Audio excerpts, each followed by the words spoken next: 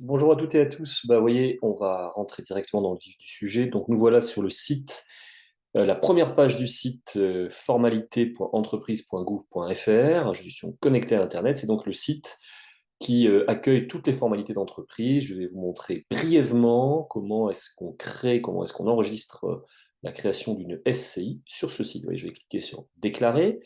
Alors, bien sûr, j'ai préalablement créé mon compte. Vous voyez, je suis identifié avec un numéro. Tout ça est gratuit, bien sûr. Et je vais aller sur Déposer une formalité de création d'entreprise.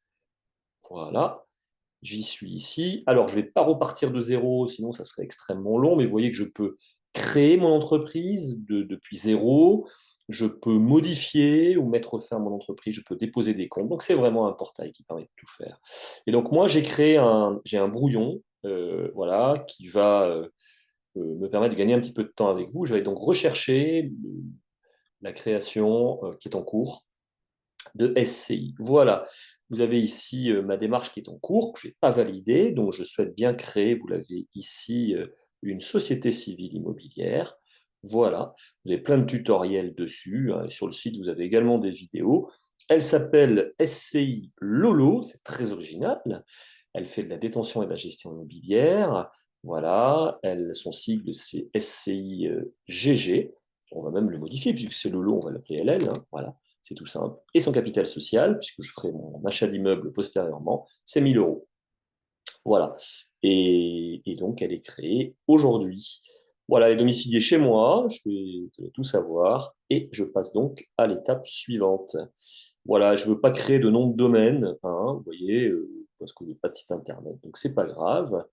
Parfait. Il n'y a pas de salarié, donc je mets non partout. Voilà. Je vais donc à l'étape suivante.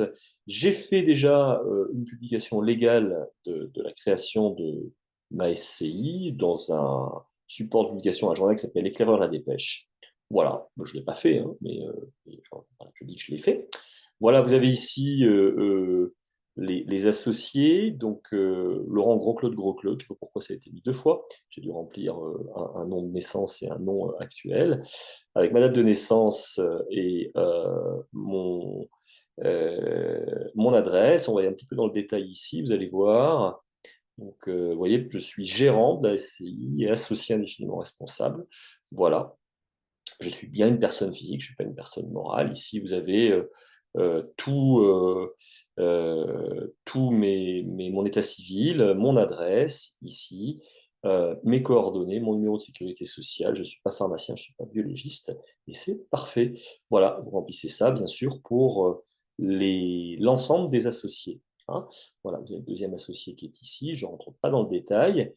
Et donc, ensuite, on va donc sur l'activité de la SCI elle-même, vous voyez, donc qui est une activité de détention et gestion immobilière. Je peux ajouter des activités en retranché, je peux faire ce que je veux. Et donc, on arrive à cette phase un peu complexe, je l'ai expliqué dans la précédente vidéo, qu'on appelle la déclaration de bénéficiaire effectif. Donc, je dois déclarer en fait le nom parmi mes associés de ceux qui ont plus de 25% du capital.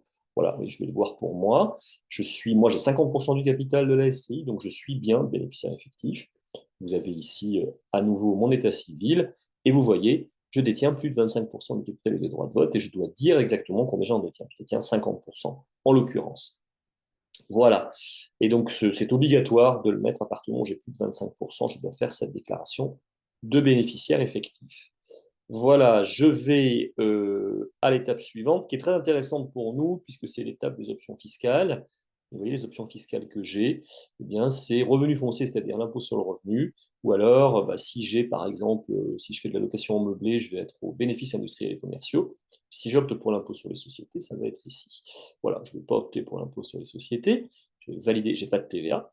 Et puis, j'arrive à la phase la phase principale, peut-être la plus longue, qui consiste, au moins en amont, qui consiste à télécharger l'ensemble des documents nécessaires. Vous voyez, donc vous avez plein de fichiers, et là, vous avez des tailles maximales pour des fichiers, il faut bien faire attention à ça.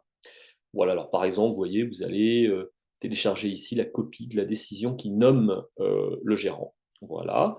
Je vais vous montrer parce qu'il y a des choses qui ne nous concernent pas. Ici, on n'est pas dans une fusion. Vous voyez, c'est pas extrêmement intuitif. Hein. Il ne cible pas les pièces à télécharger en fonction de la formalité qu'on fait, par exemple, augmentation de capital. Non, moi, je crée une société, je ne devrais pas normalement voir apparaître ce champ. Mais bon, écoutez, hein, rien n'est parfait. Voilà, là, je dois télécharger mes statuts, ça c'est très important, hein. Statuts signés par toutes les personnes, c'est probablement le document le plus important. Des attestations, des preuves de domicile, hein, puisque je vais domiciler la société chez moi. Voilà, et puis vous allez voir, je vais aller un petit peu plus loin, je vais télécharger ici l'attestation de parution dans un journal d'annonce légale que j'aurais dû payer avant. Voilà, et puis ma pièce d'identité également, pour prouver que c'est moi le gérant. Voilà, c'est ce qu'il faut télécharger. Alors, je ne vais pas plus loin parce qu'ensuite, bah, d'abord, moi, je n'ai pas vraiment téléchargé mes pièces, donc ça va me mettre un message d'erreur. Donc, je ne le fais pas. Mais après, on a une phase de paiement, bien sûr, et de validation. Et puis voilà, ensuite, on reçoit une attestation provisoire. Et puis, on finit, quand tout est parfait, par recevoir le CABIS, l'extrait CABIS. Donc, maintenant, vous savez ce que c'est. Vous voyez, c'est pas parfait, ce site, hein. Il y a quand même le mérite d'exister, sachant que préalablement à l'existence de ce site, bah, il fallait physiquement se rendre dans un centre de formalité des entreprises. Alors, ça avait un inconvénient, c'est qu'il fallait se déplacer, ça prenait plus de temps, mais ça avait quand même un avantage, c'est qu'on avait quelqu'un en face. Une personne physique qui vous disait, bah, attendez, non, donnez-moi plutôt ça, signez là, etc. Il y avait un vrai guide. Et bon, voilà, je suis peut-être un petit peu vieux, mais le tout en ligne, j'y crois pas beaucoup, d'autant que ce site a encore, je pense, beaucoup de progrès à faire. Quelqu'un qui n'a pas l'habitude, qui se connecte dessus pour créer sa SCI, je lui souhaite vraiment bonne chance. Voilà, notamment sur la déclaration de bénéficiaire effectif. Mais c'est pas grave, je pense que tout ceci va certainement s'améliorer. Voilà, je vous remercie d'avoir suivi cette courte vidéo et je vous dis à très très vite, hein, pour donc d'autres thèmes relatifs à la SCI. Merci, bonne journée à tous.